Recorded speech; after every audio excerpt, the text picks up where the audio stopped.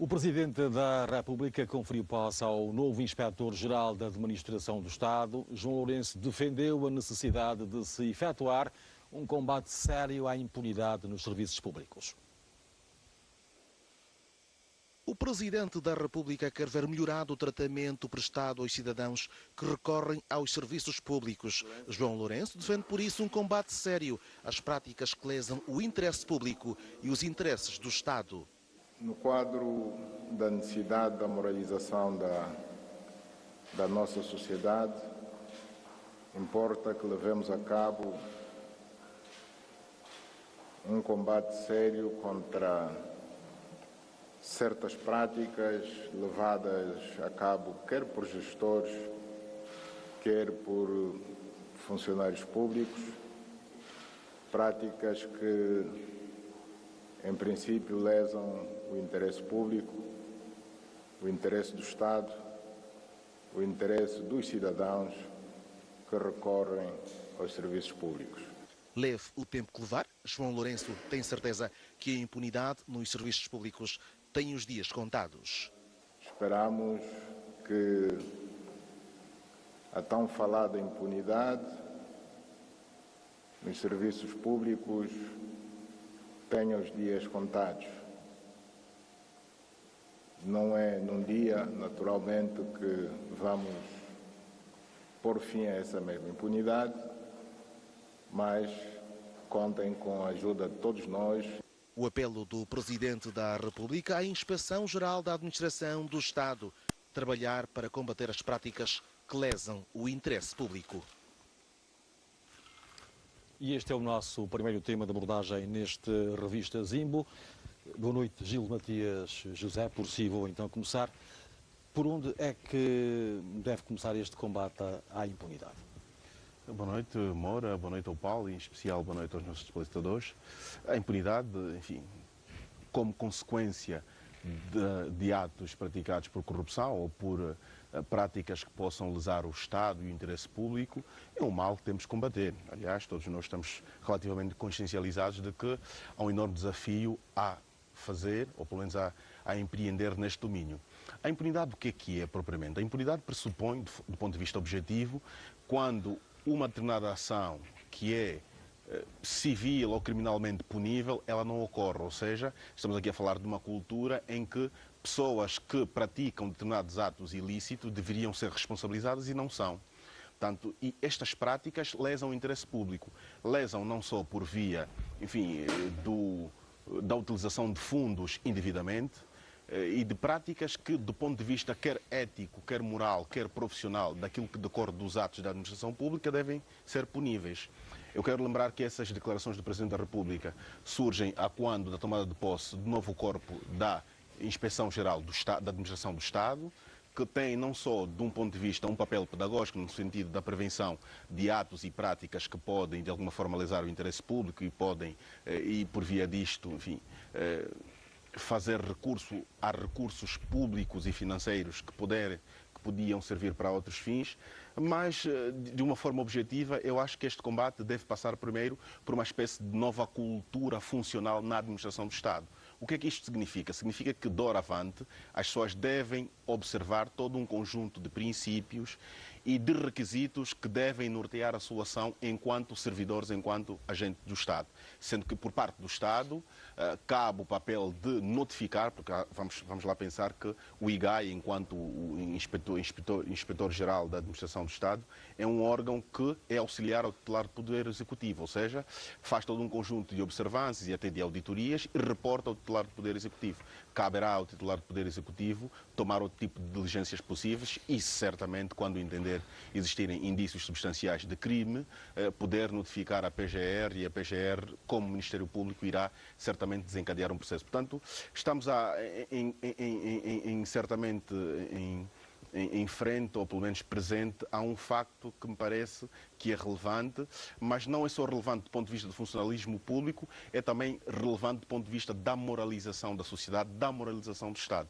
Parece ser esta uma premissa muito importante. João Paulo Ganga, boa noite. As palavras do Presidente da República demonstram que há vontade política no combate à impunidade. É verdade, e a vontade política é fundamental. Eu principal pilar no combate à impunidade. Porque o Presidente da República, João Lourenço, faz uma coisa fundamental. Coloca na agenda pública a questão da impunidade. A impunidade não é uma questão jurídica ou formal. A impunidade é, como disse o Gildo, um procedimento, um mecanismo, um fenómeno que acontece em sociedade em que o cidadão percebe que determinados sujeitos com intervenção pública relevante não são penalizados em função da sua ação nefasta à sociedade. Significa dizer que o Presidente da República, quando coloca ênfase na questão da impunidade, e falo olhando para aquilo que é o sistema público, o serviço público, está a dizer claramente que é preciso inverter o modus operandi daquilo que tem sido a prática vigente. Isto é muito importante, mas eu penso que há 3 pilares, 4 até pilares fundamentais se se quiser de facto combater a impunidade. O primeiro tem a ver com o sistema judicial, ou seja, falar de impunidade é colocar um sistema judicial eficiente, haver aquilo que hoje designa-se muito nas ciências sociais de cooperação institucional. É preciso que os diferentes órgãos do Estado cooperem entre si, porque nós hoje temos problemas de que, por exemplo, há uma denúncia em função de que determinado titular cometeu determinada infração, mas outra instituição não sabe ou não quer saber ou faz de conta que não vê. Portanto, é preciso que haja uma cooperação funcional interinstitucional. E isto é uma das grandes lacunas no combate à impunidade. O outro aspecto que me parece importante, sobretudo porque ela acontece no universo do sistema público, tem a ver com a valorização do salário. Ou seja, é fundamental que o trabalhador passe a viver do salário. Para isso, vai ter que haver uma inversão muito grande da política econômica. O que estamos a dizer aqui é que não se vai poder combater a impunidade apenas do ponto de vista criminal. Não há uma relação direta do fim da impunidade com apenas o sistema judicial. É preciso olhar para os outros players do sistema institucional. O principal deles na relação laboral é a questão do salário. As pessoas do nosso país não vivem do seu salário. Há uma disfunção entre aquilo que é o salário das pessoas e os seus sinais exteriores de riqueza. Nós olhamos para um diretor, um gestor público, um funcionário público e percebemos que a vida que ele tem não se compagina com o salário que ele tem, ou seja, o carro, a casa, os gastos que tem. Portanto, vai ser fundamental que haja uma relação direta entre aquilo que é a valorização do salário e o combate à impunidade. Aí veremos que tipo de políticas inclusivas, sociais e econômicas é que o governo vai fazer. A outra questão que me parece importante é que o Gildo já tocou, que é a questão da cultura organizacional, a cultura funcional, o modos de fazer e de se comportar enquanto agente público. Uma nova cultura de serviço público, não só fundada nas leis, mas uma cultura de procedimentos, de protocolos, de forma de estar. Portanto, vai ter que haver aqui uma grande distinção entre o que é o servidor público e o servidor privado. Portanto, há de facto muito trabalho a se fazer, que tem a ver também com a educação. Portanto, vamos ter que ter disciplinas, currículos, em que, por exemplo, nas cadeiras, nas licenciaturas de recursos humanos, em que as pessoas sejam preparadas, trabalhadas no sentido de trabalharem no sistema público. E João Paulo está a dizer que é como começar de novo no funcionalismo público? Não se começa de novo, porque já há passos. Nós temos uma administração pública hoje que é funcional, portanto, houve ganhos, né? Nós temos os SIACs, temos os Sinfotecs, portanto, há um trabalho que foi feito, já dissemos aqui, pelo Dr. Pitra Neto. Portanto, o país não começa do zero. O que nós estamos a dizer é que é preciso corrigir aquilo que está mal. E corrigir aquilo que está mal passa por essa nova cultura, essa nova abordagem. E essa cultura deve assentar sobretudo no direito dos trabalhadores. Ou seja, nós hoje temos uma legislação laboral que regrediu os direitos do trabalhador, fez com que os trabalhadores hoje tivessem direitos cada vez mais escassos. Ou seja, a entidade patronal tem demasiadas vantagens na relação laboral. Vai ser importante que o Executivo ouça as centrais sindicais, ouça as ONGs que trabalham nessa área, ouça os cientistas sociais. Portanto, estamos a dizer que tem que ser uma abordagem sistêmica. Tem que ser uma abordagem onde diversos players do mesmo sistema público possam interagir. Agora, há um trabalho que já foi feito. Portanto, nós, a administração pública que tínhamos já há 20 anos, não tem nada a ver com a administração pública que nós temos hoje. Gildo Matias José, colocando-se as coisas como se colocam agora e com estas palavras do Presidente da República, como é que se conseguem acabar os maus hábitos no funcionalismo público? A administração pública é, enfim, por vocação, o órgão do Estado a qual cabe a persecução do interesse público.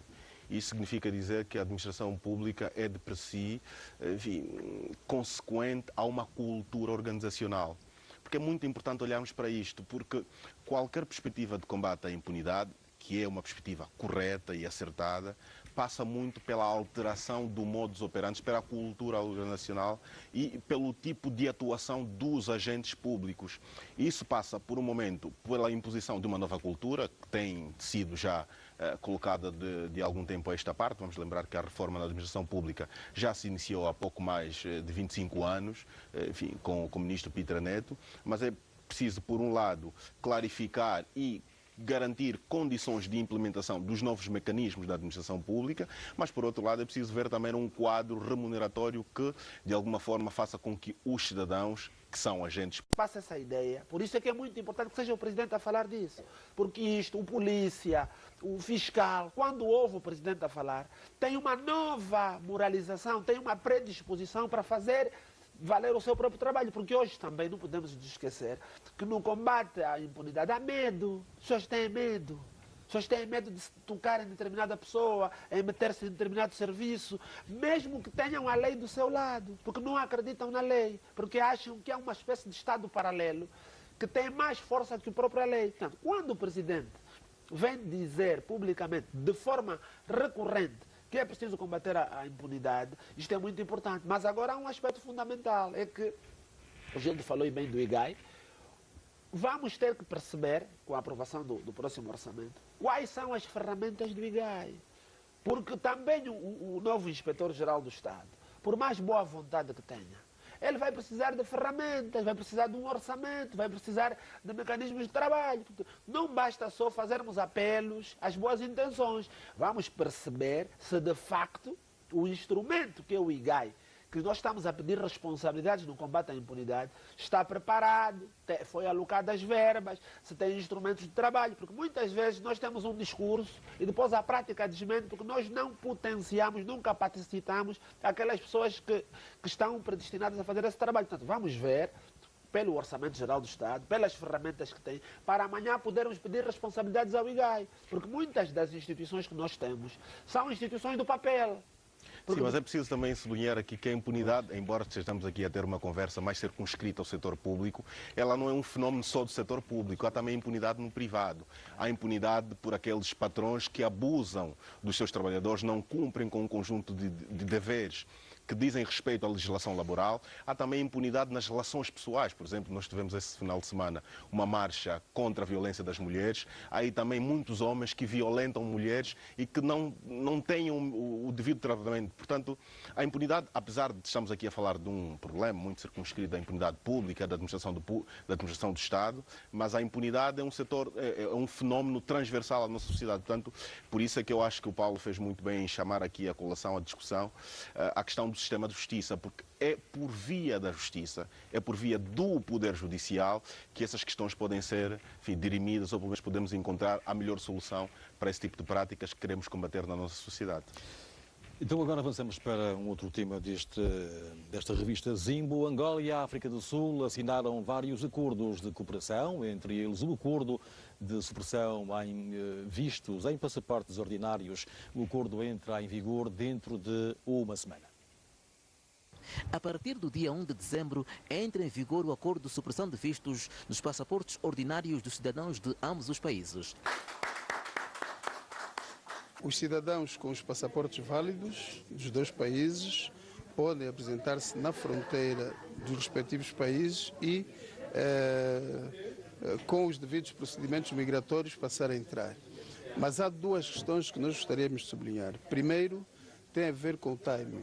Portanto, a estadia não deverá ser superior a 30 dias.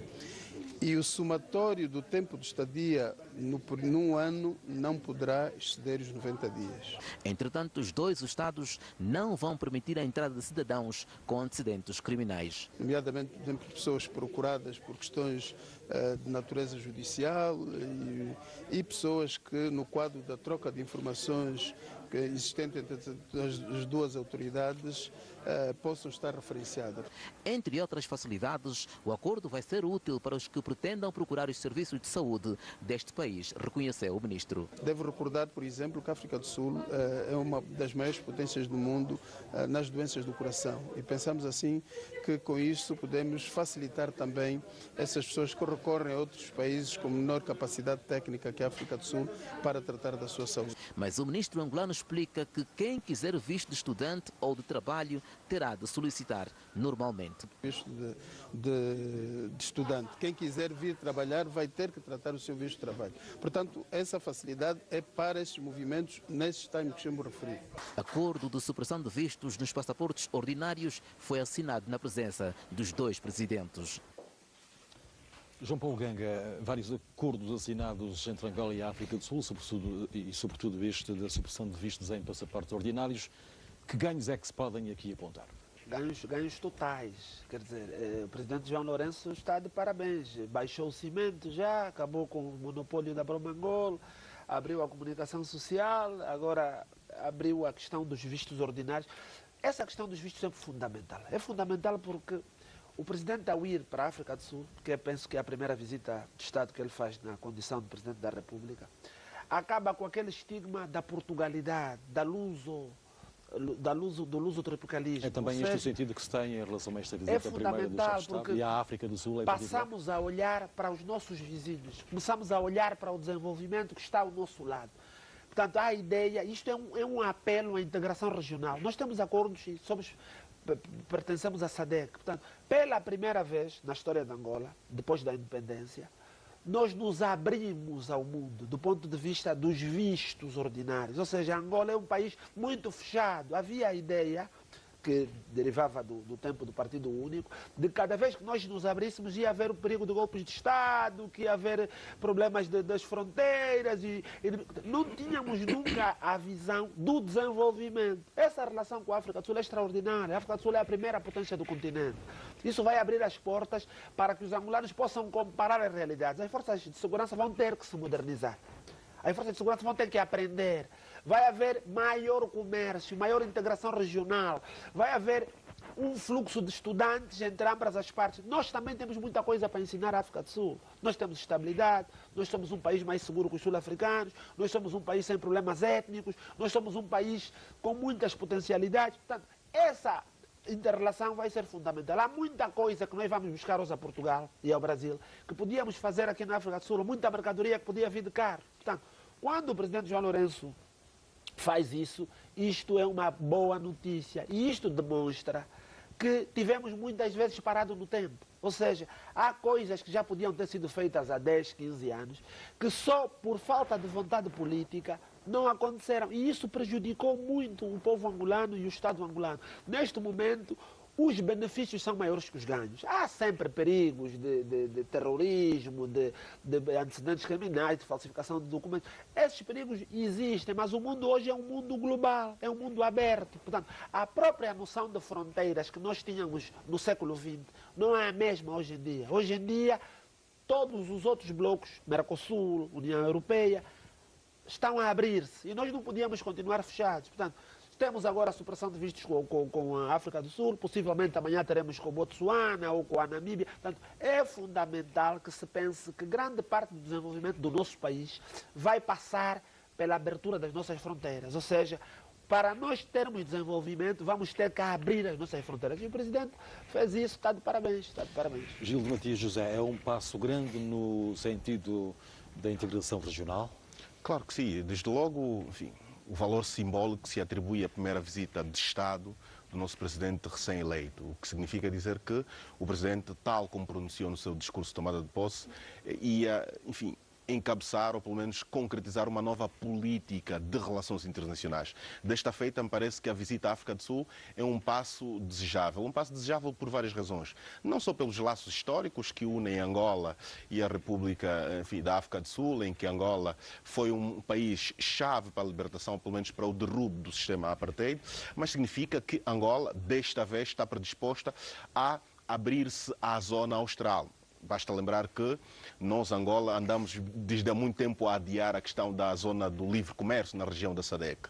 O primeiro passo foi dado, que é a circulação de pessoas. Certamente, depois da circulação de pessoas, poderão vir a circulação de bens e serviços. O que, de alguma forma, é um passo importante, porque estamos todos nós lembrados que durante algum tempo a tese foi do protecionismo. Porquê? Porque se dizia que se abrirmos demasiado no sistema econômico poderemos sofrer uma espécie de dumping ou de invasão de produtos e serviços com um valor mais baixo, sem que a nível interno possamos criar condições e capacidades necessárias para ombrear com os serviços. Mas temos que olhar da outra perspectiva, que é que na condição de estes produtos e esses serviços poderem entrar para Angola, estaremos a exigir ao nosso empresariado nacional e as nossas capacidades nacionais que possam estar mais ou menos à altura para ombrear esta questão da qualidade do serviço, que é uma questão importante. Portanto, o Presidente está de parabéns, o país está de parabéns, nós, enquanto cidadãos, estamos de parabéns, porque doravante vamos poder nos deslocar à República da África do Sul sem vistos, e é certamente um passo muito importante para aquilo que é desejável e aquilo que é necessária cooperação entre os Estados e, sobretudo, o aprofundamento desse tal mercado único. Porque, atenção, hoje em dia os países agem em bloco, sendo a África Austral, enfim, uma região em que está a África do Sul como um dos maiores PIBs de África e está Angola certamente como um país economicamente, enfim, muito próspero e do ponto de vista securitário muito estável, estão aqui reunidos todos os ingredientes para que essa zona austral possa unir-se e aprofundar os seus mecanismos de cooperação e ser uma voz privilegiada não só no campo da concertação política diplomática regional, mas sobretudo também a nível daquilo que é os BRICS, porque basta lembrar que a África do Sul faz parte dos BRICS e Angola, tendo uma relação de proximidade com a África do Sul, poderá beneficiar da África do Sul enquanto um porta-voz privilegiado da concertação nos BRICS, numa altura em que nós, enquanto país, precisamos de investimento direto estrangeiro e precisamos, sobretudo, de encontrar fontes alternativas para o financiamento daquilo que são os desafios que se colocam a nível da diversificação das estruturas económicas nacionais. E o empresariado, João Paulo Ganga? Novos desafios que se apresentam aqui para a classe empresária? Vai ter que evoluir, o nosso empresariado vai ter que evoluir, porque a África do Sul é um país que está praticamente no primeiro mundo. Ou seja, o conhecimento que a África do Sul tem é um conhecimento que não tem nada a ver com Portugal. Portanto, é um conhecimento de facto. Sul-africanos fazem navios, fazem aviões, produzem conhecimento dentro das suas... As universidades sul-africanas são grandes universidades. Portanto, o fluxo de pessoas, as estrelas de Hollywood vão para a África do Sul, vão para Cape Town. Portanto, a África do Sul está no mundo. Tem uma palavra a dizer e nós temos que aproveitar isso. Isso vai ser fundamental para a nossa economia, para o nosso empresariado, porque nós vamos ter que aprender. Aliás, o Presidente diz que Angola tem que aprender com a África do Sul. Tem que aprender, tem que se inserir neste meio. E temos que ser humildes também. Temos que ter essa humildade. Nós não podemos continuar fechados e a fazer um discurso que não é real, de que Angola é uma potência, que Angola temos muito conhecimento, que nós não precisamos de ninguém, que somos uma potência. Não é nada disso. Nós somos um país atrasado, um país com muitas dificuldades, que temos que aprender. E se nós nos abrirmos, temos essa capacidade. E os sul-africanos são nossos irmãos, nós apoiamos a luta dos sul-africanos. Os sul-africanos devem-nos muito. É evidente que o conhecimento da África do Sul são mais dos brancos sul-africanos do que os negros sul-africanos. São os brancos sul-africanos que detêm grande parte daquilo que é a economia sul-africana. Mas isto não interessa porque são africanos. E nós devemos trabalhar, devemos cultivar sinergias para que nós possamos avançar. E há um elemento que o Gildo apontou que é muito importante, que é a questão dos trabalhadores, do cidadão. Isto é uma valência muito grande para o cidadão poder circular. Portanto, a ideia de circulação hoje, a ideia de liberdade é quase um direito humano. Ou seja, todas as grandes sociedades colocaram dentro do seu ênfase a noção da circulação das pessoas. Não só a circulação de capitais, que hoje é uma questão universal, mas a circulação das pessoas. As pessoas devem poder circular, conhecer, aprender. E é isso que o povo angolano tem que fazer. Tem que ter a possibilidade de poder sair de carro para a África do Sul, de poder apanhar o comboio, de poder... Portanto, nós temos que criar desenvolvimento. E isso é daquelas questões que nem se discute. Quer dizer, nós todos, todo o país está contente, está satisfeito, porque isso é uma medida que já devia ser feita ontem ou anteontem. Portanto, já devia ter sido feita há muito tempo. Foi feita agora. O Executivo está de parabéns. Ainda duas questões que me parecem ser muito relevantes. O Presidente disse no discurso do Estado da Nação que é preciso intensificarmos o ensino da língua inglesa. Portanto, a África do Sul será certamente um parceiro ideal para que, enfim, esta intensificação do ensino da língua inglesa possa acontecer. Mas há aqui duas questões muito relevantes. Nós estamos numa fase em que estamos a repensar o nosso sistema de ensino superior. A África do Sul tem um sistema de ensino superior muito estabilizado e tem até as melhores universidades da África. E a África do Sul tem também aquilo que nós chamamos do Sistema Nacional de Qualificações, que é uma prática hoje mundialmente estabelecida. Estou a falar, por exemplo, da implementação desse Sistema Nacional de Qualificações em mais de 160 países, e nós temos na África do Sul uma espécie de plataforma para a criação de regras que possam, de alguma forma, padronizar a questão não só da avaliação, do reconhecimento e até da acreditação das aprendizagens, que me parece ser que a África do Sul possa ser um parceiro estratégico na medida em que nós, enquanto país, também temos este objetivo de implementar nos próximos anos um Sistema Nacional de Qualificações. Portanto, bem haja, e já era tardio. Portanto, penso que a questão da imposição ou a questão do posicionamento geopolítico de África e dos países africanos, e em particular aqui da região austral, passa muito pelo aprofundamento das relações de cooperação entre os países africanos aqui da região austral. O histórico do MPLA, Ambrósio Lukoki, apelou a demissão de José Eduardo dos Santos da presidência do partido. O embaixador convocou os jornalistas para uma conferência de imprensa na sua residência em Viena, onde falou sobre o atual momento político do nosso país. Pela credibilidade republicana, ética e moral, convém o José Eduardo dos Santos de imediato demitir-se do posto do presidente do partido MPLA. Em perspectiva e numa visão prospectiva, o partido MPLA tem que ter uma estratégia bem articulada e um candidato presidenciável apurado pelo partido MPLA e, sobretudo, um líder na capacidade de o encarnar. O partido MPLA dá a impressão de não ter projetos concretizáveis para além das suas pretensões ou ambições desconectadas da situação de Angola em renovação. Se a refundação significa somente uma preservação, então, para o partido MPLA, virá o tempo de evaporação. João Paulo Ganga, Lukoki pede a saída do líder do MPLA. Que razões o assistem para pedir a demissão de José Eduardo dos Santos? Olha, boa pergunta. 3 notas. A primeira é dizer que eu gosto do mais velho Lukoki porque é uma pessoa vertical, porque é uma pessoa coerente, porque não manda recados, dá a cara. Eu não gosto de pessoas cobardes. E o mais velho Lukoki é uma pessoa que a história dele, ele teve para ser presidente do nosso país, não foi? Foi ministro da Educação, é um histórico do MPLA e do país, portanto tenho muito respeito e muito carinho pelo mais velho Lukoki. É daquelas pessoas que eu gostava de fazer uma biografia, é uma pessoa que eu gosto muito. Mas o mais velho Lukoki não tem razão. Não tem razão porque nenhuma das razões que ele aponta é substantiva. Vamos por parte. A primeira razão é que o presidente José Eduardo dos Santos, presidente do MPLA, foi eleito em Congresso de agosto de 2017. E o mandato nos estatutos do partido MPLA são de 5 anos. Ou seja, entre 2017 e entre 2022, José Eduardo dos Santos tem legalidade estatutária e legitimidade democrática para ser presidente do MPLA. Se José Eduardo dos Santos quiser, pode ficar lá até 2022. Portanto, não há nada que o obrigue a deixar o poder, salvo ele ter dito que em 2018, ele pessoalmente, deixaria a vida política. Mas do ponto de vista estatutário, do ponto de vista democrático, José Eduardo dos Santos foi eleito pelos votos 98 ou 96,6 em Congresso de agosto de 2017.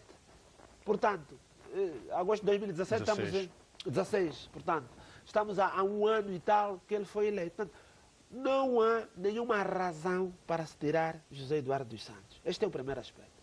Segundo aspecto, que parece que o mais velho Lukoki não tem razão, é que muitas das pessoas que pensam como Ambrósio Lukoki pensam que tem que haver um antagonismo entre José Eduardo dos Santos e João Lourenço.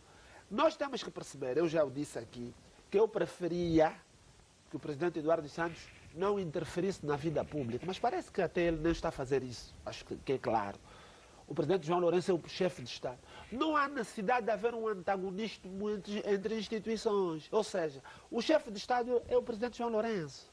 Portanto, aquelas pessoas que querem correr, que é a palavra certa, querem varrer o José Eduardo dos Santos rapidamente, como se fosse um empecilho, acabam por não ter razão, porque ele tem legitimidade democrática, tem legalidade estatutária, e, portanto, não há conflito nenhum. E mais, quem escolheu o João Lourenço para ser cabeça de lista, as listas do MPLA, é José Eduardo dos Santos. Portanto, as pessoas, de repente, já evaporaram que no MPLA, a pessoa com mais poder era José Eduardo dos Santos até pouco tempo. Foi ele que escolheu, olha, escolheu este camarada para ser presidente da República. Ninguém tinha coragem nem ousadia para fazer isso. Portanto, hoje João Lourenço está a dar show. É evidente que o João Lourenço está a dar show. Portanto, o show que o João Lourenço está a dar beneficia o MPLA. Neste momento que nós estamos aqui a falar, a popularidade do João Lourenço é tal no nosso país. Mas João Lourenço é vice-presidente do MPLA. Portanto, para José Eduardo dos Santos, ele pode capitalizar politicamente a performance de João Lourenço, de vir a público dizer, olha, fui eu até que escolhi este camarada, que as pessoas não queriam, que tinham reticências.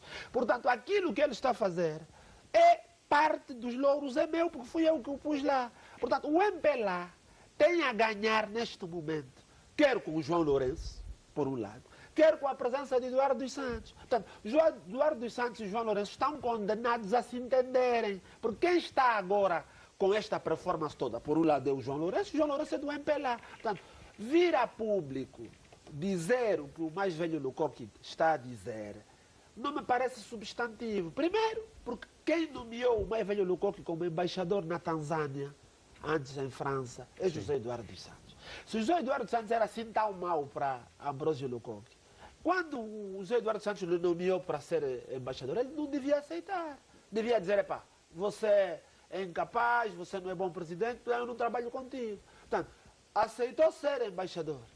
Continua embaixador. Depois vem falar mal daquela pessoa que lhe nomeou. Eu penso que o mais velho Lukoki, com todo o respeito, com esse carinho que eu já disse que tenho, não tem razão. Portanto, tínhamos que ter uma razão substantiva que ele pudesse argumentar para nós podermos compreender e aplaudir e dizer que sim, senhor. Mas neste momento, as razões que ele aponta, não. Portanto, até prejudicam o próprio MPLA. Quer dizer, querer uma guerra entre João Lourenço e Eduardo dos Santos, mesmo que ela haja e seja surda nos bastidores, mesmo que haja mal-estar nos bastidores, interessa ao partido MPLA vir passar a imagem de bonança, porque neste momento a popularidade do seu vice-presidente, que é o presidente da República, é enorme neste momento. Se houvessem eleições hoje, o MPLA não ganhava com maioria absoluta nem qualificada, ganhava com tudo. Portanto, hoje João Lourenço engoliu a oposição. Portanto, vir levantar um problema desses na praça pública, penso que isto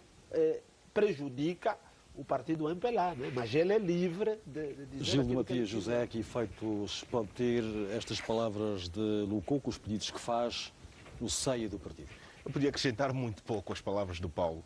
E de quando em vez até lembro com alguma, enfim, com alguma caricaturidade, o facto de, a quando da nomeação do presidente João Lourenço, atualmente presidente da República, muita gente levantou ceticismo, né? Às vezes até acabamos por esquecer que João Lourenço é o vice-presidente do MPLA, ou seja, é o MPLA que escolheu João Lourenço e que, graças a Deus, João Lourenço está a trilhar um caminho certo e que está, de alguma forma, compaginado com aquilo que eram as ideias ou os ideais do partido. É só lembrar que o programa de governo do MPLA é o programa que está a ser seguido. O João Lourenço tem seguido fielmente essa questão. Mas agora, voltando ao embaixador Ambrósio Lukoki. Efeitos podem ter estas palavras? Vamos lembrar, é uma espécie de suspeito de costume. Para quem conhece a história, sabe que, a partir, sobretudo, da década de 80, a relação ou a apreciação do embaixador Ambroso Lukoki para com José Eduardo dos Santos nunca foi das melhores. Eu estou lembrado, por exemplo, que em véspera do Congresso, o embaixador Ambroso Lukoki chegou a convocar uma conferência de imprensa onde disse coisas que, a meu ver, enquanto militante, eram desnecessárias. E também são desnecessários esses pronunciamentos, porque o Paulo disse uma coisa que faz todo sentido, que é o presidente José Eduardo dos Santos tem legitimidade democrática e foi eleito num quadro de legalidade para presidente do partido. Embora ele tenha dito que efetivamente abandonaria a vida ativa política, que eu acredito que ele vai o fazer, basta também lembrar aqui que a quando da sua renúncia para uma próxima candidatura a presidente da República, muita gente não acreditou, entretanto ele fê-lo, ou seja, honrou a sua palavra, quero acreditar que também irá honrar a sua palavra em relação ao partido, mas que a decisão de abandonar o partido é uma decisão que cabe ao MPLA e cabe a José Eduardo dos Santos, sendo que ele tem atualmente legitimidade num quadro legal para continuar a ser presidente do MPLA. Entendo, e este é um entendimento que tenho pessoalmente, que José Eduardo dos Santos irá abandonar o partido em 2018. Portanto, João Lourenço poderá, enquanto vice-presidente, ter a oportunidade para poder liderar o partido. Portanto, não fica bem que os nossos mais velhos, ou pelo menos que devem servir de referência, façam esse tipo de pronunciamentos, porque uma coisa é a minha relação ou o sentimento que tenho em relação ao Moro ou ao Paulo, outra coisa é o quadro institucional partidário em que cada um de nós deve pronunciar livremente aquilo que pensa, mas aqui também aquilo que nós chamamos de eticidade política. Porquê? Porque em política não vale tudo. Não é o facto de eu ter algum desentendimento num passado recente com A ou B que me dou ao direito de dizer A, B ou C, embora esse direito seja um direito consagrado, mas na mesma proporção em que as pessoas têm o direito de dizer o que pensam, também devem ouvir aquilo que as outras pessoas pensam sobre o que pensam, e é assim a democracia, e acredito que o mais velho Ambroso Lukoki poderia ter nos poupado de mais um episódio desta natureza. Só que é preciso dizer que aquilo que disse o mais velho Ambroso Lukoki, ele não falou de forma isolada. Há milhões de pessoas que pensam como ele. Sim, há outros históricos, né? Portanto, e pessoas que pensam isso, porque há a ideia, que nós temos tentado explicar aqui, de que quer-se fazer de José Eduardo dos Santos um problema da Angola. Já se fez isso com o Savimbi. Já se fez isso no passado com o Savimbi, já se fez isso com o Alden Roberto. Nós em África temos elites muito medíocres. As nossas elites vivem da democracia dos cadáveres, ou seja, na sua ótica, só o cadáver dos outros, dos antecessores, é que nos faz viver. Isso é completamente um retrocesso. Há a ideia que está-se a passar aí de que José Eduardo dos Santos é o culpado, é o inimigo público da nação, então ele tem que ser corrido, varrido e saído porque ele fez muitos males ao país. Isso não é verdade. Lukoki diz que é preciso que o líder se demita para credibilizar a ética republicana. O que quer dizer isto? Não. A democracia dos partidos e a democracia no Estado é completamente diferente. No Estado há mandatos.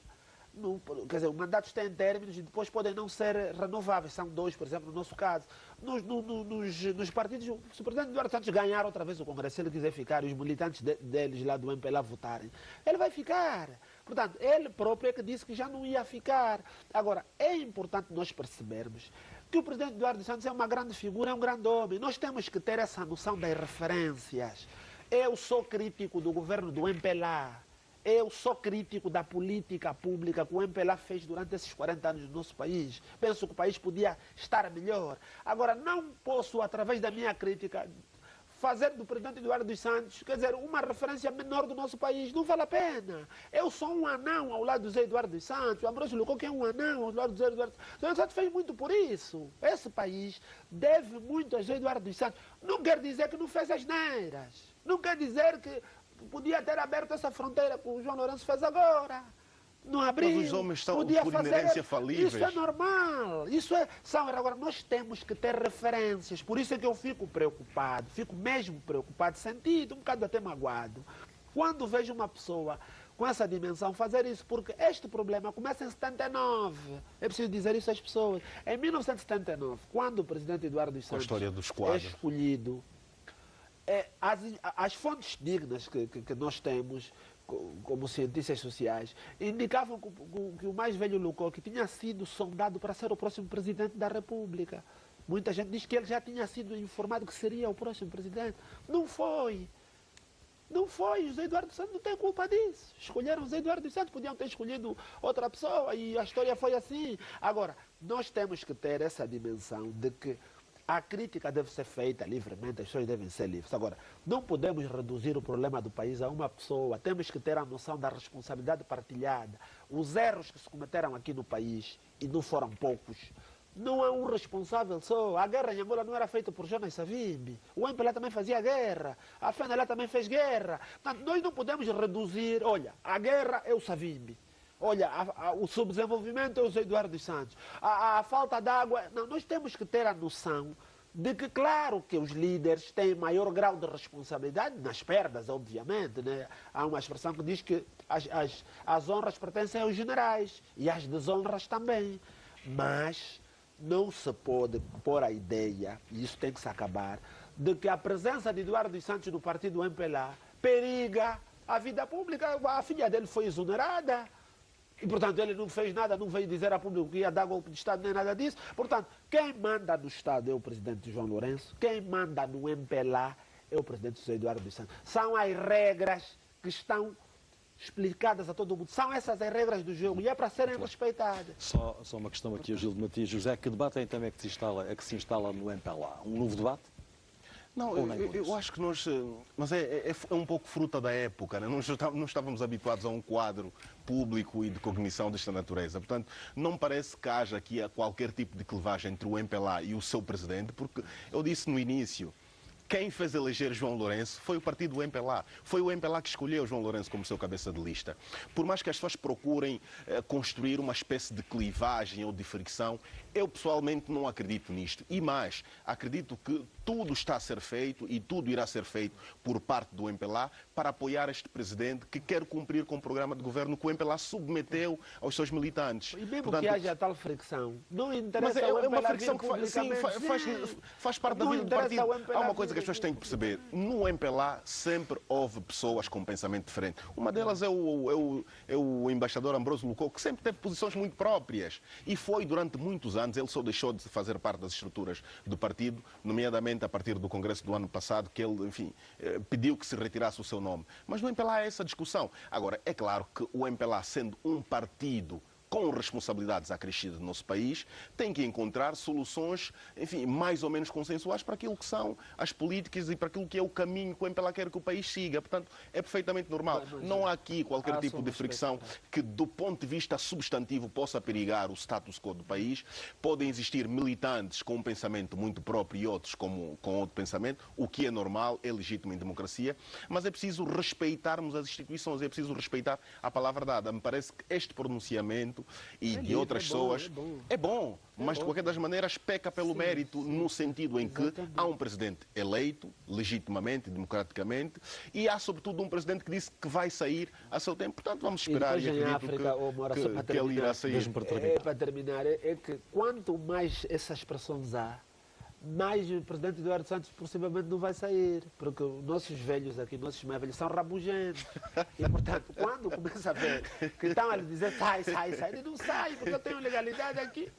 E depois complica mais a situação. Portanto, quer dizer, é preciso haver algum tato político. Portanto, essa declaração, que é legítima, é livre, sim, ninguém está do ponto de vista político, isto beneficia o próprio José Eduardo dos Santos. Se o objetivo do mais velho Ambroso Lucou que era fazer com que as pessoas ficassem do lado dele contra José Eduardo dos Santos, isto vai fazer José Eduardo dos Santos uma vítima. Sabes, há aqui um aspecto que é importante, é que ele continua a ter uma posição muito crítica ao partido, né? O que não deixa de ser curioso. Avançamos então. Mais de 300 milhões de dólares norte-americanos foi o que já se investiu na construção do primeiro satélite angolano, que, segundo o Ministro das Telecomunicações e Tecnologias de Informação, tem o seu lançamento previsto para o próximo mês, mas sem um dia definido. A construção do primeiro satélite angolano já dura há 4 anos, mas a intenção de ter uma infraestrutura que minimizasse os custos com as comunicações e facilitasse a interação entre os angolanos e não só, essa já leva mais de 10 anos. Na altura, era apenas um sonho, mas que aos poucos vai se tornando num facto cada vez mais real. Tudo aponta para o seu lançamento no próximo mês de dezembro, mas até o momento ainda não há uma data concreta para a sua concretização. Nós temos algumas datas indicativas, não é assim? Mas essas datas indicativas estão muito dependentes dessa integração que agora começou entre o satélite e o lançador. Portanto, isto é que vai efetivamente determinar o fim dessa integração, determinará a data efetiva do lançamento do ANGOSAT, que nós esperamos que seja o mais breve possível. O mais breve possível, mas com uma enorme complexidade pelo meio. Há, no entanto, a garantia de poder ser um dos presentes de Natal para os angolanos em 2017. Caso assim não for, o país poderá incorrer em penalizações. O contrato tem várias penalizações, não é? Podemos ter que pagar mais, por exemplo, ok? E esses encargos nas situações econômicas atuais nós temos que evitá-las. E é isso que nós estamos a procurar fazer. Até o momento, mais de 300 milhões de dólares norte-americanos foram já investidos. Um custo que envolveu a construção de infraestruturas e a formação de quadros nacionais aos mais diversos níveis de formação superior. O desafio agora é traduzir todo este investimento em melhoria da qualidade dos serviços para os cidadãos. Gil de Matias José, se o satélite angolano não for lançado até o fim de 2017, Angola incorre em penalizações. Vai depender sempre de Angola gastar menos? Bem, vamos lá ver.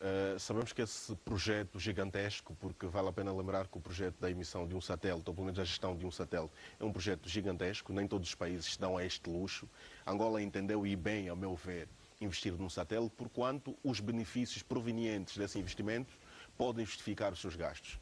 Sabíamos que até então a data de lançamento estava marcada para o dia 7 de dezembro, ouvindo o Ministro das Telecomunicações, ficamos com a sensação de que ainda não existem garantias que essa data possa ser a data oficial de lançamento, mas estamos a acreditar que este lançamento aconteça, porque vale lembrar que está em causa um investimento brutal para parte do Estado, e estamos à espera que este lançamento se concretize e, sobretudo, que as melhorias, quer em termos do baixo custo das telecomunicações, quer até de outros serviços da administração pública. Basta lembrar, por exemplo, que o governo eletrónico depende muito das telecomunicações. A questão do e-government, por exemplo, a questão também que diz respeito às telefonias, né, à utilização da internet. Portanto, há aqui um conjunto de serviços que dizem respeito não só à utilização enquanto cidadãos, mas também à utilização do Estado para melhor prestar serviços. Estou-me a lembrar, por exemplo, da interoperabilidade, que é a questão que diz respeito à intercomunicação entre as várias bases de dados, os vários sistemas de informação dos vários departamentos ministeriais. É uma questão que é relevante. Me parece que no caso concreto há aqui um constrangimento de ordem financeira. Vamos esperar que ele possa ser ultrapassado e que este lançamento possa ser feito. Basta lembrar que este lançamento será feito pela Ucrânia e terá, enfim, como base de operacionalização do próprio satélite, uma base em Angola e outra na Rússia. Vamos esperar que isto aconteça, porque os benefícios deste acontecimento são vários e podem, de alguma forma, colocar Angola num outro patamar. Quer até do ponto de vista da segurança, quer até do ponto de vista da utilização de ferramentas para combater o cybercrime, que é uma prática hoje muito concreta e uma ameaça global à escala internacional, que diz respeito também à nossa realidade. Portanto, vamos esperar que isto aconteça e que este impasse, que a meu ver pode ser financeiro, possa ser ultrapassado. Lembrando que este projeto é grande, não só na sua dimensão e na sua intenção, é grande também porque capacitou muitos técnicos angolanos. Eu tive a oportunidade de visitar um centro gerido por jovens angolanos nos mais variados ramos de formação que dizem respeito, enfim, às telecomunicações, à cibertecnologia. Portanto, é um projeto que não só está capacitar angolanos, como vai permitir que Angola possa ter uma ferramenta imprescindível num mundo cada vez global e onde a ameaça securitária é uma ameaça muito objetiva e por via deste podemos ter mais ferramentas para podermos, enfim, contrapor ameaças que se colocam, sobretudo a nível da cibersegurança e proporcionar melhores serviços, que é o que todos nós, enquanto cidadãos, desejamos. João Paulo Ganga, que leitura faz das declarações do Ministro? Bem, o ministro Carvalho da Rocha tem batido-se muito por esse projeto. Isso é um projeto que é dos grandes pilares do desenvolvimento nacional. É preciso explicar isso ao Executivo e ao Presidente João Lourenço, que já não se pode parar. Portanto, o projeto chegou a um ponto que já não é possível parar. Portanto, nós temos que arranjar dinheiro para injetar para o satélite ser lançado. Porque nós investimos muito nesse projeto. Investimos dinheiro, investimos conhecimento, investimos tecnologia. Nós já apropriamos o conhecimento desse satélite. Nós temos aqui em Angola jovens entre 20 e 35 anos que conseguem dominar um satélite, criar um satélite. Então nós temos que apoiar esse conhecimento, porque esse conhecimento não pode ficar parado. E como disse bem o ministro, se nós não investirmos nesse projeto, nós vamos ter penalizações mercê do contrato que nós temos. Sente que há aí preocupações por parte do ministro Carvalho da Racha? Sim, porque se há um contrato assinado entre Angola e a parte russa que está a gerir o satélite, e nós não cumprimos o contrato. Portanto, o contrato, as cláusulas são explícitas. Portanto, se nós assinamos, tendo conhecimento que se não cumprimos os prazos, vamos ter que pagar mais, nós temos que fazer das tripas coração, apertar os cordões à bolsa e investirmos para ver se em dezembro de 2017 nós colocamos o satélite em órbita. Agora, as vantagens o Gildo já falou, portanto, só temos vantagens nisso, quer dizer, diminuição dos custos operacionais, dos custos de comunicação, maior interoperacionalidade, mais desenvolvimento, mais eficiência dos serviços. Nós só temos vantagens com o satélite. E depois nós já investimos. Portanto, já temos aqui técnicos, já temos uma cooperação, já temos formação. Portanto, nós temos que colocar o satélite em órbita. Agora, é ver, o executivo ver onde é que pode tirar dinheiro, onde é que pode como é que pode alocar verbas para o satélite, para ver se a gente consegue pôr o satélite em órbita, e vai ser também uma honra para o nosso país. Portanto, nós vamos ter o primeiro satélite angolano em órbita. Portanto, isto é uma honra, isto é sinal de que nós entramos num mapa do conhecimento mundial. Portanto, somos um daqueles países que faz da tecnologia uma ferramenta fundamental no crescimento econômico, no desenvolvimento sustentável. Portanto, é importante nós defendermos o satélite, porque nós já não é possível parar o satélite. Portanto, eu espero bem que o Executivo arranje uma solução para esse problema, mas eu penso que vai se encontrar uma solução. Emmerson Mnangagwa promete proteger e promover os direitos do povo do Zimbábue. O novo chefe de Estado tomou posse como presidente e as suas palavras fizeram vibrar os milhares de espectadores que assistiram à cerimónia no Estádio Nacional de Harare. O novo chefe de Estado prometeu proteger e promover os direitos do povo, provocando um efeito similar ao de um golo nas bancadas do recinto desportivo. Robert Mugabe, como seria de esperar, foi o grande ausente na tomada de posse. A capital do país tem sido varrida por uma onda de otimismo desde o golpe militar que levou à demissão do antigo presidente, no poder há 37 anos, e o ambiente de festa foi uma constante. Mnangagwa é visto como salvador da pátria, mas está longe de ter uma tarefa fácil. A sua prioridade passa por recuperar a economia do país, que se encontra de rastros com uma inflação crescente e cerca de 90% da população ativa em situação de desemprego. João Paulo Ganga, como é que Emmerson Mnangagwa vai conseguir levar o Zimbábue para um caminho diferente? Bem, em primeiro lugar, temos que fazer aqui um parênteses para falar um bocadinho de Robert Mugabe. Robert Mugabe sai do poder, mas Robert Mugabe é um homem de uma dimensão internacional. É um herói, uma das nossas referências africanas. Nós não podemos analisar Robert Mugabe apenas nos últimos 5, 6 anos. Eu considero pessoalmente que houve uma violência contra Robert Mugabe. O que isso quer dizer? Chega a uma idade que as pessoas, depois dos 85, 87 anos, devem ser impedidas de estar na vida pública. Portanto, os últimos 7 anos em que Mugabe arrastava-se publicamente, eu penso que era uma violência contra a pessoa de Robert Mugabe. Penso que faltou, não sei se ele tinha filhos, familiares, no sentido de protegerem deste vexame dos últimos anos. Porque os últimos anos já não é o homem que enfrentou o Império Colonial Britânico, já não é daquele homem que combateu Ian Smith, que esteve preso em prol da independência da antiga Rodésia do Sul, do atual Zimbábue. Porque ele foi um campeão da luta pela independência do Zimbábue. Ele com Josué faltou-lhe ler os sinais do tempo? Sim, portanto, a vida tem regras, né? Nós todos chegamos a uma altura, com a idade, com a falência dos órgãos, que não temos as mesmas faculdades. Portanto, é importante protegermos as pessoas que estão mais velhas. E eu penso que as pessoas querem julgar Robert Mugabe por esses últimos 5, 6 anos, que foram desastrosos, que o país entrou em crise, que houve uma depreciação da moeda. Portanto, que houve uma série de coisas que ele já não tinha preparação, já nem podia acompanhar os tempos. Mas o Zimbábue está em crise há muito mais anos.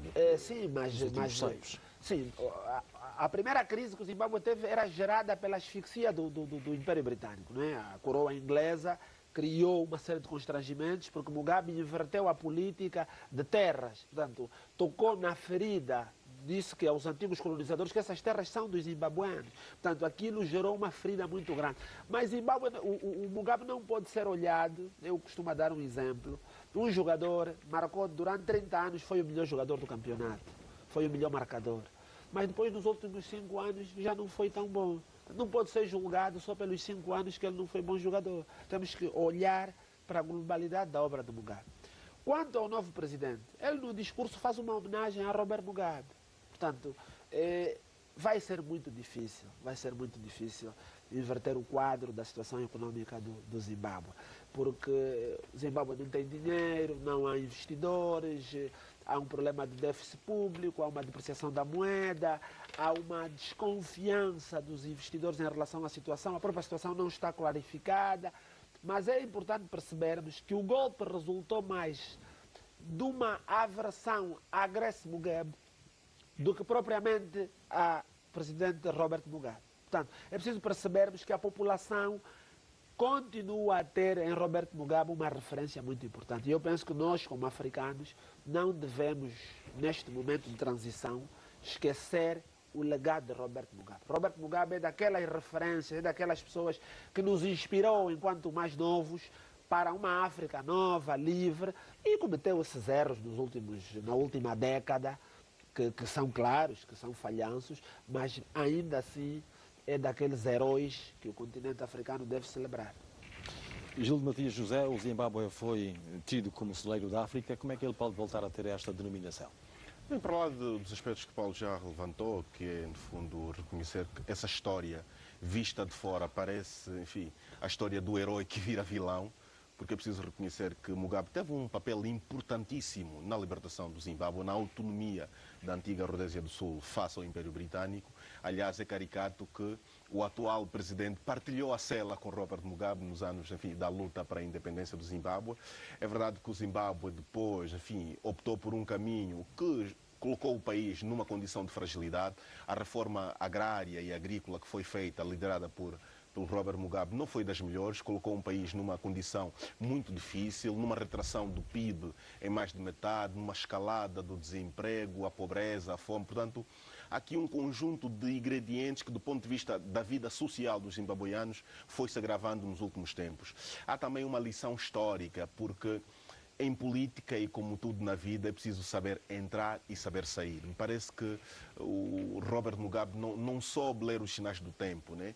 Era até, enfim, de alguma forma, constrangedor ver a maneira como o presidente zimbabueano, enfim, se apresentava, quer nas cerimônias do seu país, quer nas cerimônias internacionais, né? Sem muita capacidade, sem muita disponibilidade física e psicológica para continuar este percurso que, apesar de tudo, embora tenhamos uma memória muito curta dos seus dias, enfim, Robert Mugabe foi primeiro-ministro desde 80 até 90 e depois mudou a Constituição, passou a ser um sistema presidencialista e foi buscar um vice-presidente, depois Tsvangirai, um vice-presidente que partilhou consigo a sua cela. Mas eu cá, para lá de pensar que isto foi um golpe, na verdade foi um golpe, portanto, há uma deturpação da Constituição, embora sem violência, o que é ainda melhor, porque estamos habituados a ver cenários em que há uma violência e que há morte de pessoas, ainda bem que isto não aconteceu. Me parece que, em última ratio, terá pesado o facto de o Parlamento ou de o Senado zimbabueano ter decidido, enfim, fazer rolar um processo de impeachment. Mas sai Mugabe, entra um novo presidente, os problemas vão continuar lá. E quero acreditar que este novo presidente, embora tenha um percurso que também não é de herói, porque há aí, enfim, muitas histórias que passam pelo meio em que ele terá protagonizado um dos braços direitos para uma certa violência, para uma certa limpeza, com as aspas com que isto merece, política no Zimbábue. Vamos esperar que este novo presidente tenha consciência das reformas que são necessárias a aplicar no Zimbábue, para que a normalidade económica, política e social possa ser restituída, embora estejam aí em perspectiva as eleições para o próximo ano, e esperar que o Zimbábue entre num quadro de normalidade institucional e democrática e que, sobretudo, possa conferir bem-estar aos seus cidadãos, porque a África tem que ter isto como uma luta de fundo, embora Mugabe também um tinha. As pessoas não têm memória, mas Mugabe foi dos poucos presidentes africanos que tinham um discurso sobre a africanidade e a autonomia de África sempre muito vincado. Eu estou a lembrar de várias entrevistas. Era um africanista de gema, da vaga de fundo do panafricanismo africano. Portanto, vamos esperar que enfim, a África possa olhar para este novo continente africano depois da geração da independência como o desenvolvimento sendo a preocupação central. Estou lembrado aqui da África, da Agenda África 2063, que é uma agenda muito ambiciosa. Portanto, seria bom que todos os líderes africanos unissem forças, considerando e respeitando aquilo que são as regras do institucionalismo democrático de cada país, mas que pudessem ter a qualidade de vida dos seus cidadãos como uma questão, uma preocupação primordial nas suas agendas. João Paulo Ganga, Emmerson Mnangagwa consegue unir as várias franjas da ZANU-PF? Vai ser complicado, porque a história do Zimbábue sempre houve uma fricção muito grande, histórica, entre Joshua Nkomo, da ZAPU, e Robert Mugabe, da ZANU.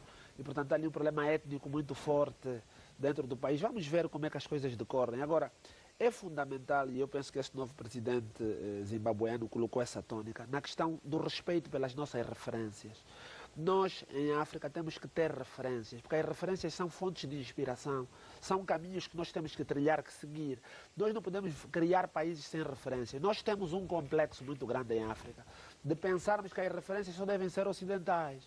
Gostamos muito de Martin Luther King nos Estados Unidos, ou de achamos que o George Bush é uma grande pessoa, ou que o Mário Soares é uma grande pessoa. Nós temos aqui as grandes pessoas. Esses Mário Soares, François Mitterrand, são tão humanos como nós. Esses líderes tiveram também fraquezas, também cometeram erros. Os nossos líderes também cometeram erros. O que nós temos que criar um país que as transições de poder ocorram com respeito aos seus antecessores. Nós não podemos ter países onde logo que alguém toma o poder, começa logo a falar mal do seu antecessor. Uma espécie de mexicanização Exatamente. da política. Nós não podemos fazer isso. Nós temos que ter referências para criar estabilidade, para criar inspiração, para criar história, para criar essas referências que são fundamentais. Com os erros, apontar os erros. Dizer que o Robert Mugabe, como disse bem o Gildo, não esteve bem na reforma agrária, não esteve bem na política econômica, colocou o Zimbábue numa situação muito difícil, é verdade.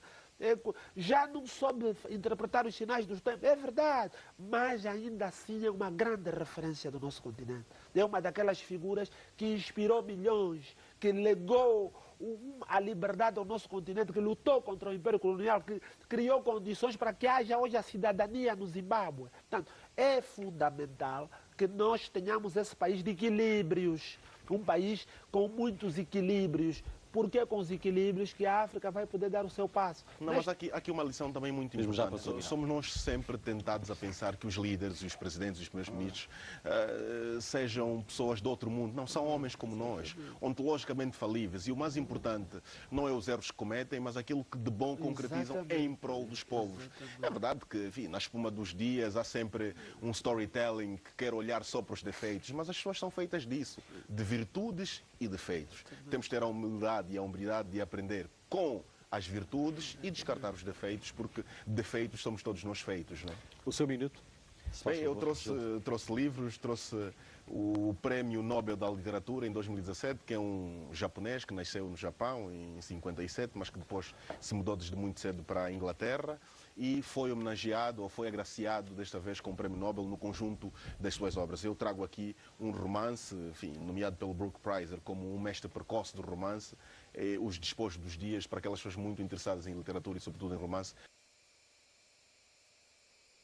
Também uma socióloga renomada, professora doutora em Sociologia, a doutora Fátima Viegas, que traz aqui um livro muito interessante e que aborda uma questão que muito raramente é abordada entre os sociólogos e quer até na perspectiva, enfim, mais social, lato sensu, que é a gestão das doenças no espaço sociocultural. E traz aqui a questão dos curandeiros tradicionais e dos neto-tradicionais, que é uma questão muito importante em África, que muitas das vezes é remetida ao esquecimento, sendo que ela, enquanto realidade social, lá está, porque todos nós temos mais ou menos conhecimento de práticas que envolvem ou familiares ou pessoas próximas a esse tipo de, enfim, fitoterapeutas, vamos assim chamar, e que é uma questão relevante do ponto de vista social. Trouxe uma temática que já muito foi esquecida. Nós já não falamos da NEPAD, não sei se o Paulo está lembrado da NEPAD, né? Que é uma questão que, na altura, era uma espécie de agenda para o desenvolvimento, quer do ponto de vista político e do aprofundamento da democracia, quer também do ponto de vista económico. Hoje temos a Agenda 2063, mas que seria bom que pudéssemos revisitar os pressupostos e as intenções da NEPAD, porque lá estão também formulações muito interessantes. Por último, trouxe, enfim, um livro que fala do papel de Angola naquilo que é o peacemaking e o peacekeeping em África. Nós estamos todos nos lembrados, e esse é um dos legados do ex-presidente José Eduardo dos Santos, a questão da paz e a questão do papel de Angola na manutenção e nas forças de apoio e de concretização da paz no continente africano. Portanto, para aquelas pessoas que se interessam por questões securitárias e pelo papel de Angola na pacificação de África e de outras latitudes, fica aqui uma sugestão de leitura que me parece ser interessante. João Paulo, o seu minuto? Bem, o meu minuto hoje é grave, é uma preocupação. Estão a aprender, estão a escravizar pretos, não estão a escravizar africanos. Na Líbia há a escravatura de pretos, ou seja, os pretos voltaram a ser escravos como no passado. E eu estou muito preocupado, sobretudo porque eu sou preto, não é? Portanto, se amanhã podemos ir lá passear e ficamos lá presos e escravizados, mas sobretudo estou preocupado porque não tem havido uma resposta da União Africana. Como a União Africana, eu costumo dizer, portanto, devia entrar em obras, porque de facto não tem execução. Gostava que Angola tomasse uma posição. Gostava muito que o nosso país ou chamasse o embaixador líbio para consultas, ou Angola tomasse uma posição clara. Porque este problema da escravatura de negros em alguns países africanos é histórico. Agora voltou. Porque muitos desses países árabes, Líbia, Marrocos, Argélia, países africanos muçulmanos, eram países negros que com as invasões árabes tornaram-se países conquistados, porque há comunidades negras nativas desses países, que são praticamente escravas dentro destes países. Portanto, é importante que nós, como Estado, tomamos uma posição. Angola, sabemos todos que o Sudão do Sul rebelou-se com o Sudão do Norte por causa dessa questão. Havia um genocídio dos negros sudaneses, preferiram criar um país e infelizmente entraram também em guerra entre eles.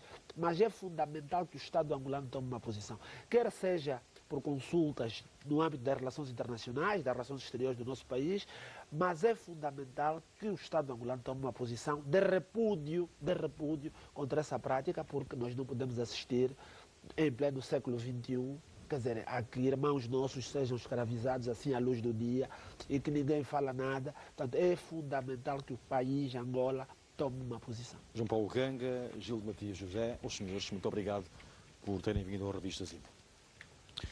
Aqui então termina este espaço de análise dos principais factos que marcaram uma semana.